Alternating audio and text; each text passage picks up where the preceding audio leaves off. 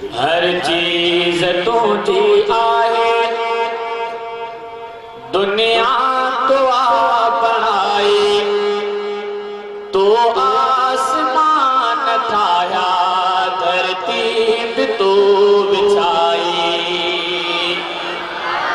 आवाज पला जो स्टेटस कोन तो पूरे नसराबाद की की बुधाने तो हुजूर ने सच्चाई पक्का आशिक वकान आवाज बोलो सच्चो सुभान अल्लाह।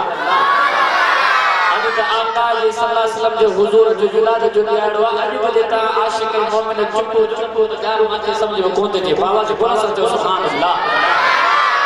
हर चीज तुझी आहे, दुनिया तो बनाई, दुनिया तो बनाई, तो आसमान ठाया, धरती भी तो बिछाई। हर चीज तुझी आहे, दुनिया तो बनाई, तो आसमान ठाया, धरती भी तो बिछाई।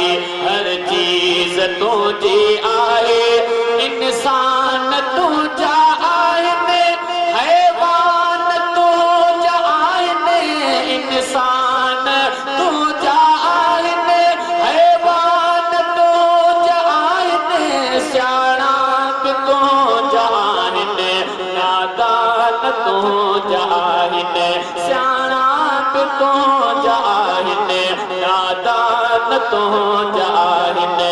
तुझी नजर आ सबते, तो खान का बुझाई, तो खान का बुझाई, तो आसमान ठाया, धरती भी तो बिछाई।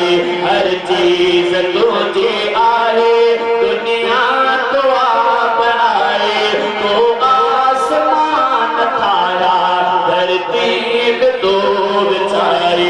तुझा नबी सबूरा, तुझा वली सबूरा, तुझा नबी सबूरा, तुझा वली सबूरा, तुझे इधर झुकरब आया हली समूरा, तुझे इधर झुकरब आया हली समूरा।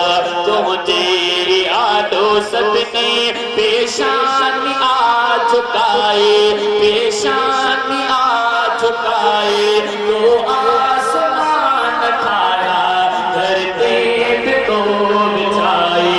हर चीज तुझे आए, वन तेरे गुलाब तुझा, अनबू वलूम तुझो, वन तेरे गुलाब तुझा, अनबू वलूम तुझो, अब ऐ अंगूर कीला, पारक खजो भी तुझो, अब ऐ अंगूर कीला, पारक खजो भी तुझो।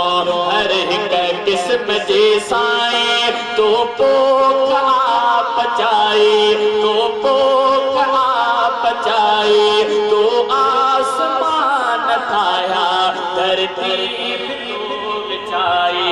हर चीज तुझी आहे, इंसान उनके बख्शो, तो शान मौज साई, जंहिंखे अता कयो तो ईमान मौज साई, जंहिंखे अता कयो तो ईमान मौज साई। शहजादे सां तो अहिड़े आहे कई भलाई, आहे कई भलाई, तो आसमान ठाया, धरती भी तो बिछाई।